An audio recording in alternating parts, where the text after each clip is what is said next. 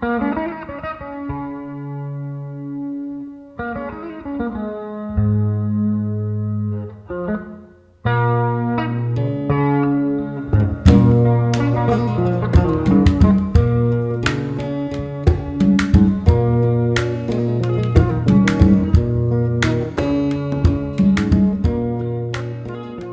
village enclavé, perdu au milieu des arbustes épineux et des collines à perte de vue, où les populations se battent en saison agricole pour remplir leurs greniers, souvent avec des fortunes diverses.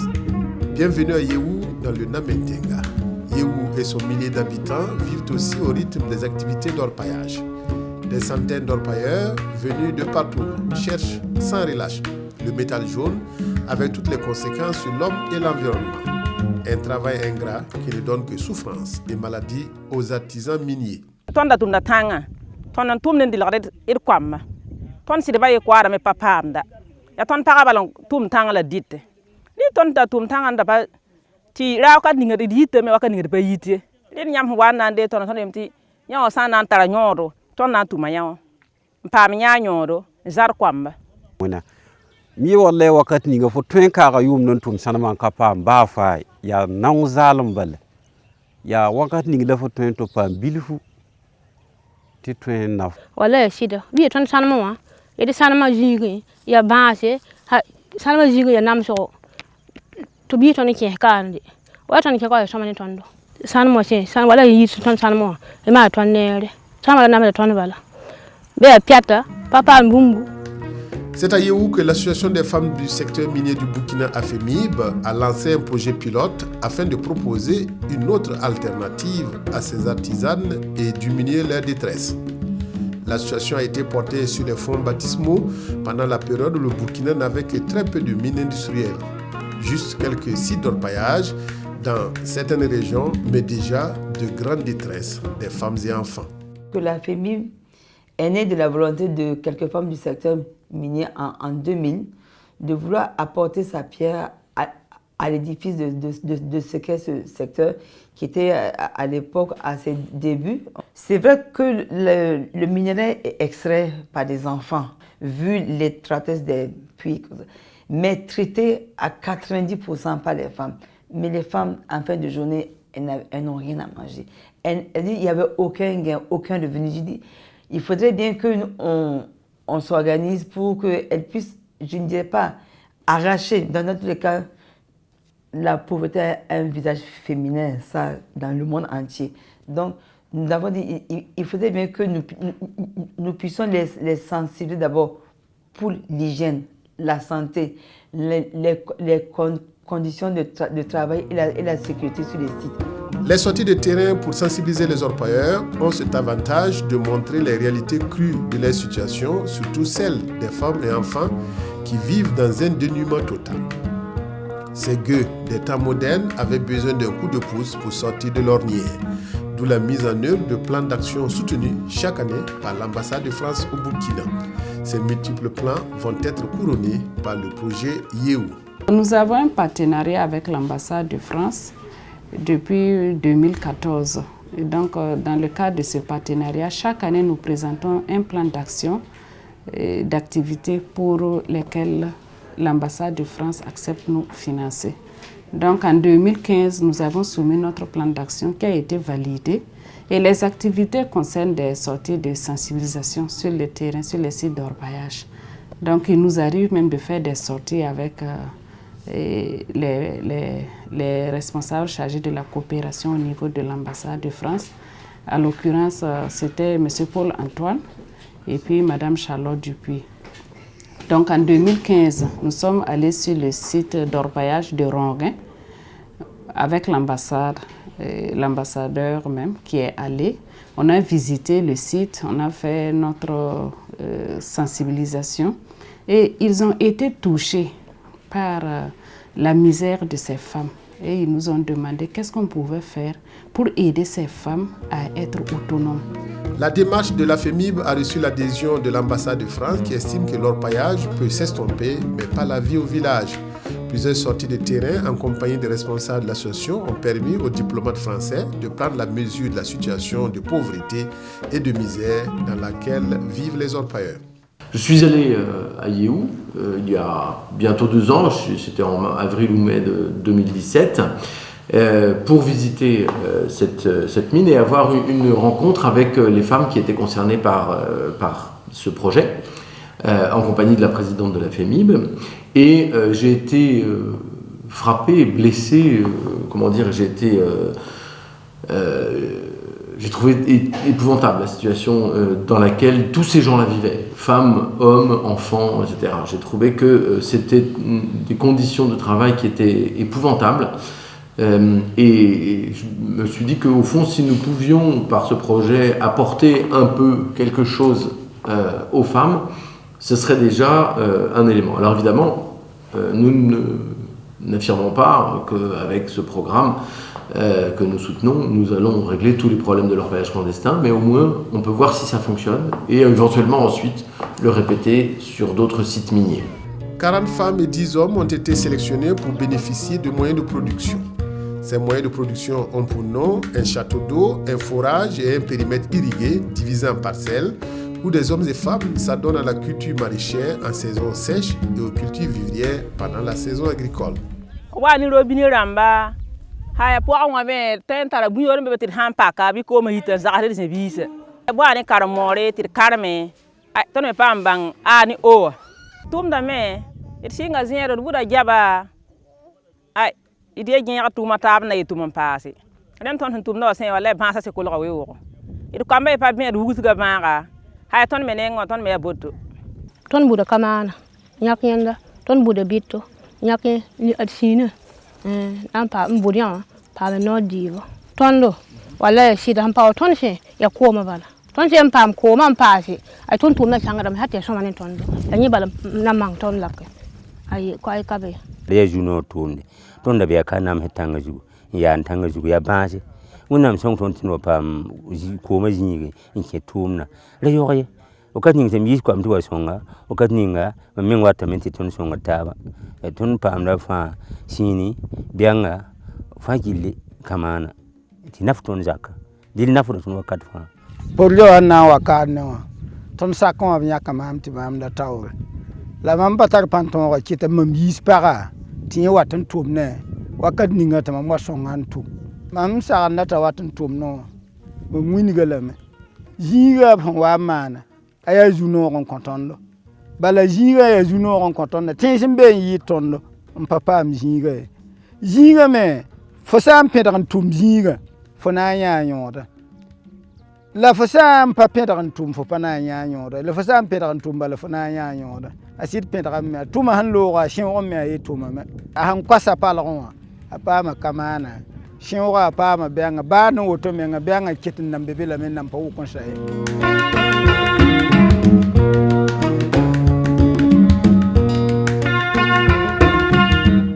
Les productions maraîchères pourraient intéresser les miniers qui vivent à côté et procurer des revenus aux bénéficiaires.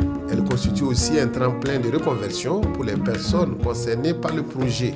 Avec la mine, nous avons conclu que tout ce qu'elles pourront produire soit absorbé par la mine, mais aussi par les marchés environnants. Donc, elles ont été aussi formées en entrepreneuriat, en technique d'écoulement de produits. Il y a d'autres personnes qui font de la maraîchère sur le site, qui a un monsieur qui exporte des oignons vers la Côte d'Ivoire, qui est aussi un partenaire très utile pour nous parce qu'il a appris les techniques de récolte, de séchage et tout.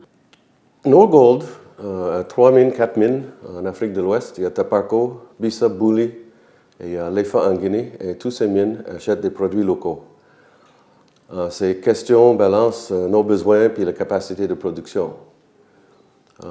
Souvent, la capacité de production surpasse nos besoins. Et dans ce sens-là, Norgold même essaie d'améliorer la compétitivité des agriculteurs et éleveurs au niveau des marchés locaux. Il y a un bon exemple à Bouli. La société a construit l'infrastructure nécessaire pour s'assurer que la viande des éleveurs soit conforme aux normes sanitaires et hygiéniques. Et dans ce cas-là, on a plus confiance à acheter même la viande. Après la France, c'est la société Norgold qui a été sensible à la démarche de l'AFEMIB. La société minière a un permis d'exploration de la zone où se trouve le village de Yéhou. C'est l'AFEMIB qui nous a approchés avec ce projet. Un de leurs mandats, si je comprends bien, c'est aider les femmes à sortir des sites d'orpaillage où il y a des dangers, poussière, etc. Souvent, leurs enfants, leurs bébés sont avec eux. Et c'est totalement conforme, cohérent avec les objectifs de Norgold autour de leur site de mine. À côté des activités agricoles pratiquées à Yéhou, dans le cadre du projet AFEMIB, se greffent d'autres actions qui sont des sources de revenus pour les producteurs et productrices qui ont tourné le dos à l'orpaillage. Des prêts ont été accordés aux 50 producteurs pour faire du commerce ou de l'élevage. Des sommes graduelles qui pourraient atteindre jusqu'à 500 000 francs CFA. Caisse populaire pour arrêter qui a même les ligues. Tout spécifique. Il y a mais da produit d'amba et da rumsi ngune. Mam seri kam de linda bien. Ngien ga wakata san atabim ko se. Pa ma nyora lam tikise. Te ton si ton de ligda on wara pise. Zanda. Contre double, contre yamson. La fumée modérée, le pam de piqui d'amba. Puis se mettre à l'autre emma. Tu vois, tu piqui de vous. Tu modéré de vous. Kala. Bam kise nan to pidi bifo kose mpam bumbu ti bam bumbu la mena.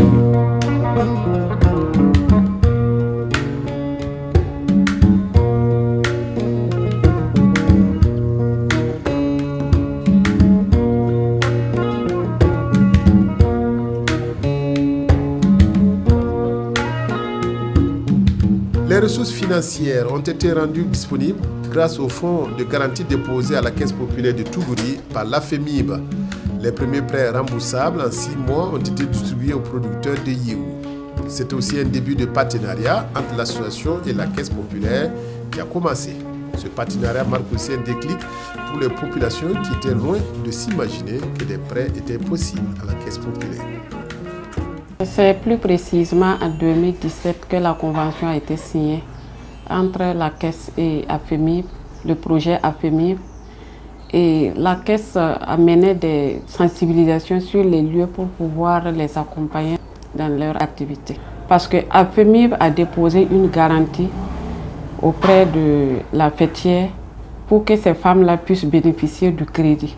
Mais cette garantie, c'est au cas où il y a non-remboursement. Sinon, les dames-là sont financées à la Caisse de Tougouri. Bon, c'est en termes de cycle, mais nous sommes à notre premier cycle. Ils ont pris 100 000, mais ça va aller jusqu'à 500 000. Voilà, ça veut dire que chaque cycle, elles peuvent avancer comme elles peuvent. Bon, ça dépendra de l'activité. Nous avons aussi mis en place un fonds de garantie, c'est-à-dire que ces femmes, elles bénéficient de ce fonds. C'est-à-dire que ce sont des prêts remboursables jusqu'à un taux de 3% pour que d'autres femmes puissent être formées. C'est-à-dire que nous n'allons pas nous arrêter. C'est-à-dire que les activités qu'elles mènent, parce que ce fonds est hébergé à la Caisse populaire, elles vont commencer à rembourser pour que d'autres personnes aussi puissent bénéficier de ce fonds. Les activités menées à Yéhou depuis 2017 ont été encadrées par un coordonnateur qui a rencontré à plusieurs reprises les populations pour recueillir d'abord les attentes. Le SOA, c'est la base de l'étude, et le SOA aussi, c'est selon la politique et la vision de la FEMIB, à les retirer de ces d'orpaillage. Vous voyez que ce sont des gens qui sont déjà habitués à un milieu donné. Donc le faire quitter ce milieu, ne pas respecter un peu leur choix, c'est comme vous êtes venu d'imposer des activités dont ils ne maîtrisent pas. Et comme c'est eux-mêmes qui ont choisi de le faire, nous, notre rôle, c'est de les accompagner en apportant la technique qu'il faut.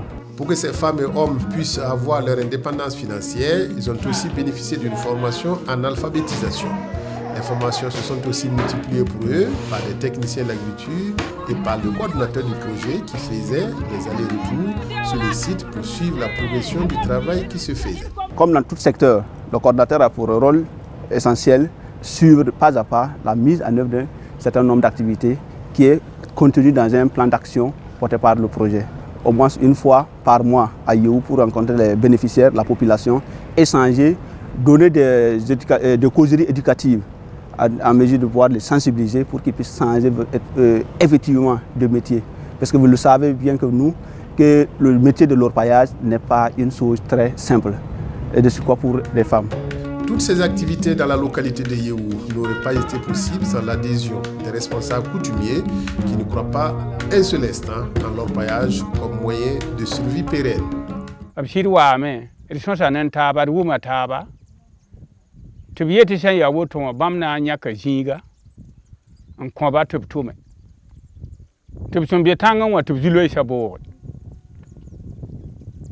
Ah, tu t'y d'arrêt, tu t'y kunwaka, tu vois, y est jiga les bamdat. La mam la tenga naba, jiga twin pam, ye wale jiga twin pam. A bit jiga san twin pam no ma bamba. Tu t'y jiga, nyakab handat teka, libre woman furasa, pam koma. J'ai dit que par pino un jiga, tub to me. La parba chinga tum nation. Ah ya ning masa yar fana kan song taba ta yinere ta sha yinere na fada ton fa gilli tum da singra ma hasen na ya palma woto nam sabla wiso minim kala ko bala lam tare da menti hin taran diabda bangra na waji na bala nyam he wa nyame ya bangra kala lam te da mti rona wa wen nam san sakke nan chang signo ya Le village de Yéhou relève du département de Bouroum, situé à une quarantaine de kilomètres. La mairie de Bouroum est ainsi impliquée depuis le début dans la mise en œuvre du projet AFEMIB. Depuis que l'association est là, quand elle a même des missions là-bas, à chaque fois la mairie a des éléments qui suivent pour aller sensibiliser, en tout cas aider à ce que tout se passe très bien sur le terrain. Et en collaboration avec la base, la population locale qui est là-bas. Nous avons aussi accompagné, en tout cas dans le cadre de l'établissement des actes de naissance, parce qu'il fallait que ces gens-là aient leur acte d'état civil. Donc la mairie, en tout cas, a beaucoup travaillé à ce que ces gens-là puissent avoir leur acte de naissance. Et aussi, ça a profité à d'autres personnes aussi. Pour bénéficier du crédit, il faut avoir au moins une CNIB. Mais quand on est parti, ils n'avaient pas de CNIB. Donc ils étaient obligés d'aller venir voir le commissariat qui va partir, les sensibiliser et procéder à l'établissement de ces CNIB. La FEMIB a aussi aidé les femmes de Yéhou, bon, je peux dire les 50 personnes qu'ils ont retenues pour accompagner là, à avoir les CNIB. Donc en tout cas, il y a eu des séances de sensibilisation. Il y a eu même des projections qui ont été faites ici. Et en tout cas, les gens ont beaucoup apprécié. Eux-mêmes, ils m'ont rassuré que même après AFEMIB, ils vont travailler avec la caisse parce qu'ils ne savaient pas, ils ne comprenaient pas que c'était comme ça. Maintenant, comme ils ont compris, ils vont s'engager. Le conseil municipal se préoccupe aussi de la gestion de l'environnement avec ces dizaines de sites qu'abrite la commune de Bouroum et toutes les conséquences que cela peut avoir sur l'environnement de la localité. Effectivement, quand la FEMIB nous a fait savoir qu'elle va accompagner 40 femmes et 10 hommes à Yéhou, nous sommes allés sur le terrain, on a vu qu'en tout cas les activités ont très bien démarré. Et leurs objectifs sont très bien atteints parce que les 50 personnes qui y travaillent ne vont plus sur les sites d'or. Là, nous croyons que réellement l'objectif est très atteint. Effectivement, ces activités sont très rentables, d'autant plus qu'elles ont reçu un soutien aussi très énorme de la part de la FEMIB en collaboration avec la Caisse populaire de Tougouli, qui leur permettent quand même de produire suffisamment si réellement il y a l'eau. Et sur le plan écoulement aussi, ils arrivent à écouler, on les a approchés. En tout cas, presque la majorité retiennent qu'en tout cas au niveau de l'écoulement, il n'y a pas de problème. Premièrement, la commune s'est déportée sur les lieux. Il y a eu sensibilisation. On s'est entretenu avec la Somita qui nous a rassuré que toutefois, si elles finissent de produire, elle est disponible quand même pour venir acheter leurs produits. Ça, c'est déjà un grand pas. Et il y a d'autres marchés aussi qui sont très influents dans la localité où, en tout cas, il y a un grand écoulement. Concernant l'activité d'orpaillage en général dans la commune ici, sur le plan environnemental, on voit que vraiment ça a un très grand coût. et tout au niveau de la foresterie, la disparition des arbres, la coupe abusive, même l'utilisation des produits toxiques qui pour la pollution de l'environnement, tout ça c'est très remarqué. Mais tant qu'il n'y a pas un encadrement de la part de l'État central, en tout cas, ce serait difficile. Nous aussi, on essaie de notre mieux, mais ce n'est pas facile. Après 2 années d'expérimentation, il est temps de tirer le bilan de cette première phase et envisager des perspectives. L'orpaillage peut s'estomper, mais pas la vie au village. Il faut savoir que sur ce genre de site, la production d'or n'a qu'un temps. Au bout d'un certain temps, ça baisse et puis ensuite, ça disparaît complètement. Si on arrive à faire en sorte qu'il y ait d'autres activités sur ce genre de site, le site ne disparaîtra pas complètement, il disparaîtra peut-être comme site minier, mais pas comme lieu de vie, comme village ou comme ville, comme communauté. Comme celui-ci, c'est de voir si ça fonctionne. Si ça ne fonctionne pas, il faut voir pourquoi ça n'a pas fonctionné. Est-ce que c'est la qualité des sols? Est-ce que c'est l'eau? Est-ce que c'est... Voilà, je ne sais pas. Il faut voir pourquoi ça n'aura pas marché, si ça n'a pas marché. Si ça a bien marché, il faut voir quelles sont les conditions qui ont fait que ça a fonctionné et pourquoi c'est effectivement reproductible ailleurs.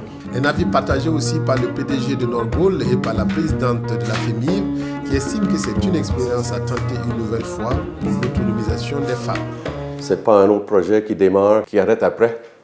Donc, le dispositif de suivi à long terme, c'est important, mais à la fin, c'est aider à le développement local autour de nos mines. D'abord, voir que le projet soit une réussite. On veut aussi mettre un dispositif pour le suivi après, mais pourquoi pas. Norgold supporte de façon continue, autour de toutes leurs mines, des projets communautaires. Soit des projets semblables, soit d'autres projets. Peut-être que tout ce que je veux dire, c'est que si une opportunité semblable nous présentera dans le futur, on fera certainement confiance en la FEMIR. On ne peut pas se nourrir de l'orpaillage seul. Il faut faire autre chose. Nous avons démontré les risques qu'elles encouraient en étant sur les sites d'orpaillage. Nous avons vu des femmes enceintes qui creusaient. La particularité de ce site d'orpaillage est que les femmes même creusent. Nous sommes allés sur plusieurs sites d'orpaillage, nous n'avons pas vu des femmes qui creusaient. Mais là, il y avait des femmes qui creusaient à 1 mètre, à 2 mètres. Elles sont dedans avec leurs petits-enfants. Nous avons même des photos. C'était vraiment pas simple. Et quand nous avons fait la sensibilisation, nous leur avons démontré que la santé, leur santé était en jeu. Et elles-mêmes, elles étaient d'accord pour changer, pour faire autre chose. Parce qu'elles-mêmes, elles nous l'ont exprimé, elles avaient besoin d'autres alternatives. Nous sommes conscients que ce n'est pas évident qu'elles vont arrêter carrément l'orpaillage, mais quand même, l'activité de l'orpaillage va vraiment diminuer. Même si c'est, en tout cas, au moins à 70%, ça va diminuer. Si on devait encore, on allait refaire la même chose pour atteindre ce but, pour le bien-être, parce que la femme, c'est la santé, c'est l'éducation. Sans la femme, il n'y a pas de développement. Et avec ces femmes qui seront autonomes, ce qu'elles vont produire, ce qu'elles vont faire, ça va être au moins comptabilisé, puisque ce que même nous faisons à la maison, vous ne comptabilisez pas ça. Face à un environnement austère et une exploitation artisanale de l'or sans lendemain, une alternative est proposée aux populations où naissent comme des champions des sites d'orpaillage.